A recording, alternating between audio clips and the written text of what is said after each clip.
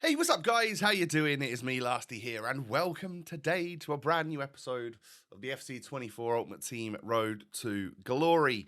Hey, it's episode number 48 already. I know, it's kind of nuts. We are very close to the half century.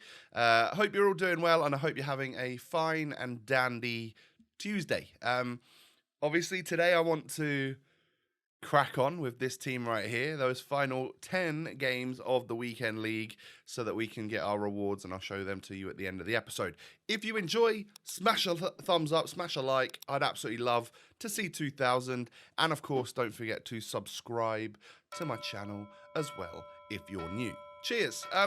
So we bought Gaoro, we brought Kachawi, and we've brought in Diani to the starting 11, replacing Oshoala. Who else are we replacing? Mendy at left back, and of course replacing Bonmati in the centre midfield role. Now,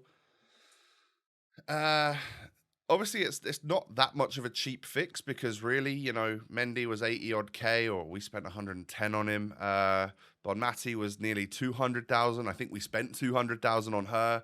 So the fact that Gaoro is basically the price of both of those two players means that we're kind of similar in terms of the money of where we were before.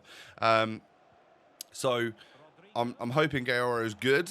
Otherwise, we might as well have just stayed with what we've got. But it also does give me a chance to test out a couple of different players. I'm guessing Karchawi at left back is not going to be as good as Furlong Mendy, because I haven't used a left back that is as good as Furlong Mendy. He's genuinely very, very good.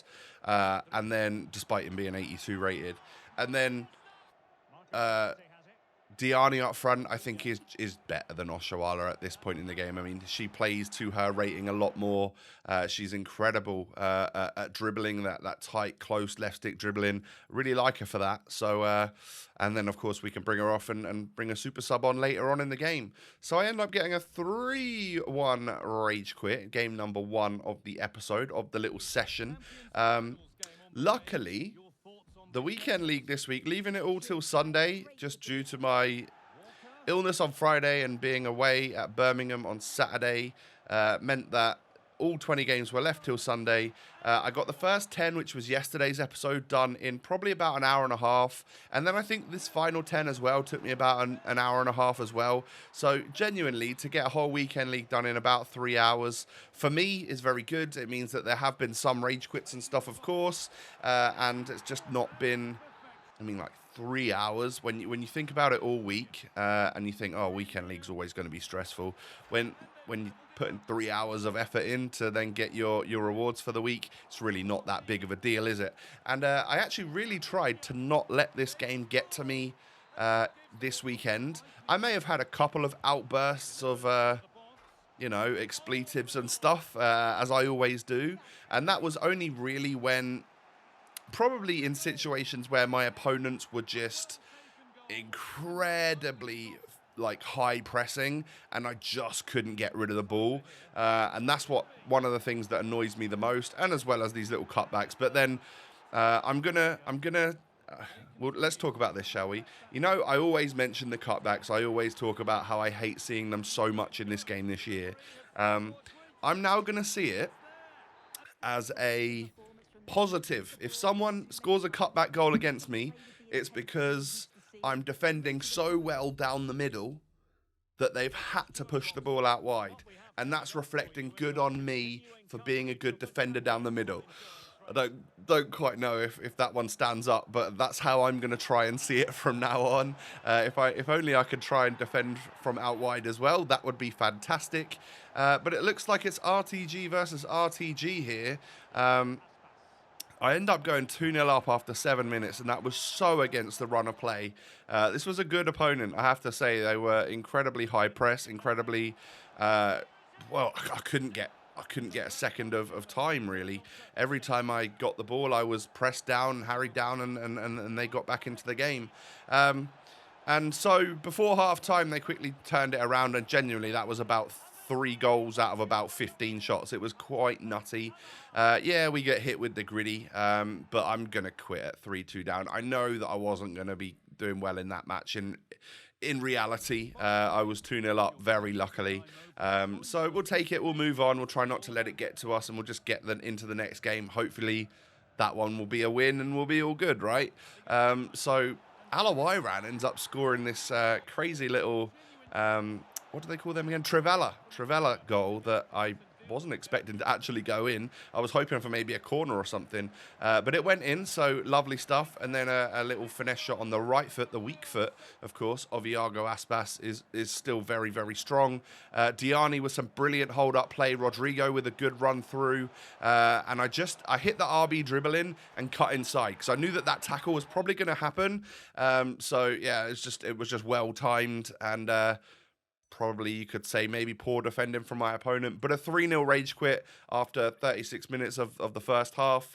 Yeah, that's good. That's going to shorten the amount of time that I've got to sit here and stress on the game, right? Next opponent had some Man United's Evos, and who's that at right back? Is that Ethan Laird from Birmingham? If so, he is a good, promising young fullback, I have to say. Doing well so far this season, I believe, in the Championship for Birmingham. And, of course, I would have watched him play only a few days ago. But I go 1-0 up, and then try and make it 2-0 here. But the goalie saves it. But in the meantime, I think Laurent Blanc wiped me out. So I got given a penalty. My Laurent Blanc steps up and scores. So we go 2-0 up. And that was enough for my opponent to hit the little rage quit again. So, yeah, Sunday gameplay is simply the best out of all of the days I've found so far. The games aren't as difficult. I mean, obviously, you're still going to match up against good opponents. There are always good, sweaty opponents playing FIFA at all times, I'm sure. But yeah, and the likelihoods of rage quits is just a lot higher. People have got all their games to get through before they go back to school or work on the Monday, so they haven't got time to mess around and stuff. And I just find it to be a much more relaxed experience, a much shorter experience to actually get a whole weekend league done. And I'm sure that you lot have found the same. That was a lovely little goal from Rodrigo there to get the equaliser. And I'm not going to lie, again, like, we made it up to half-time against this guy. I thought maybe I was going to score and go 2-1 up. And then in the second half, it took until the 84th minute, and I was getting super high-pressed in the second half. It was tough, and eventually he broke me down. Yeah, just a good opponent once again. We unluckily lose that one 2-1. No big deal, just into the next game. I couldn't even tell you what my record is right now, and that was kind of how I was playing. Obviously, I tried to keep a rough idea of roughly how many wins I've got, so that I know if I need to super sweat it to try and get up to the next rank or whatever. But of course, we're aiming for 9 or 11 wins here, and it's looking like that's kind of in the bag, right? So what is this right here? I feel like this might be the 10th win. Is that the case? It seems like it, doesn't it? Yeah, that's got to be the 10th win right there. So just one more in, I believe, was it, how many games left did I have? 3 games to get one more win. Should be able to do that. If I don't, I will concede that I've bottled, and my opponents deserved their victories. And we'll just take the 9 win rewards if that happens.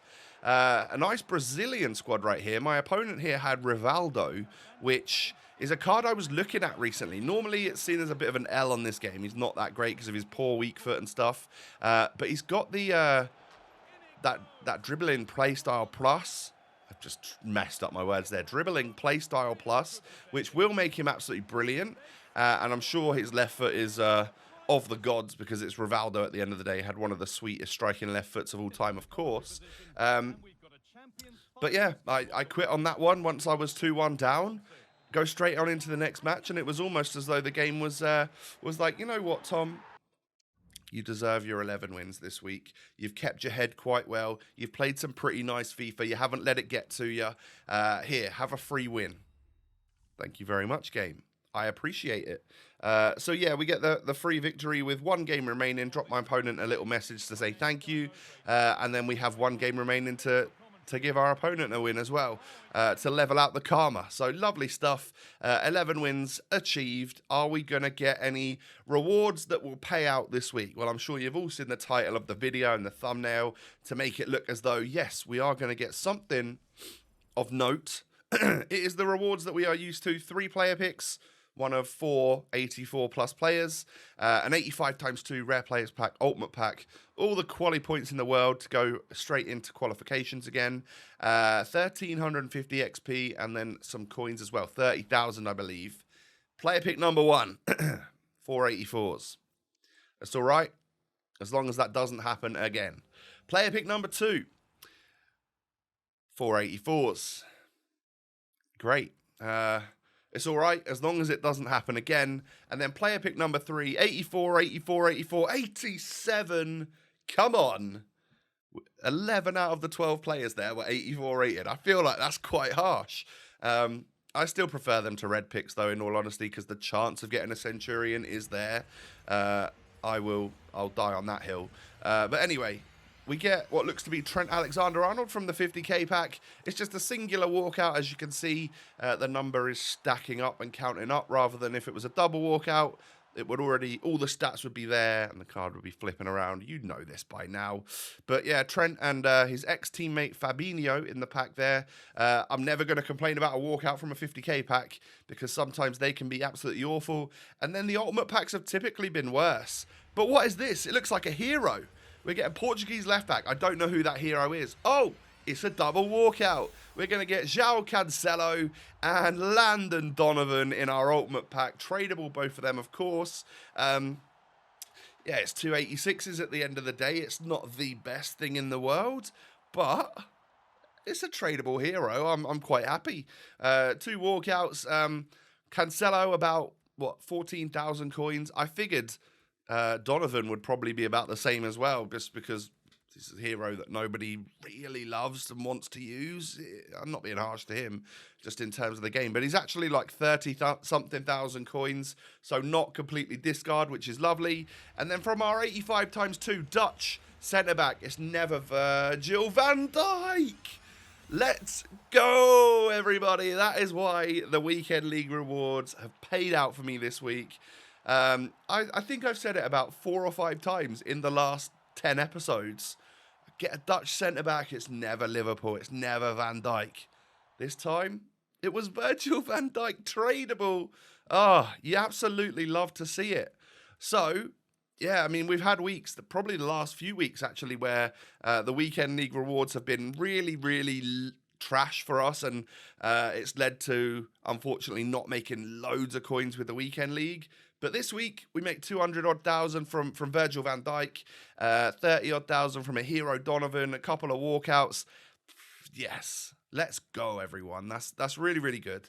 So I was buzzing. I was super happy with the outcome of that.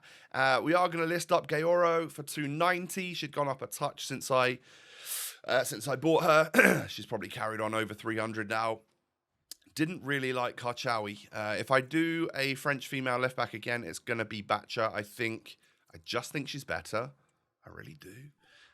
Do still like Diani, though. So, yeah, she'll probably come out of the squad for now. We'll make way for... I'll list up Courtois as well, just to get the 70,000 coins back there.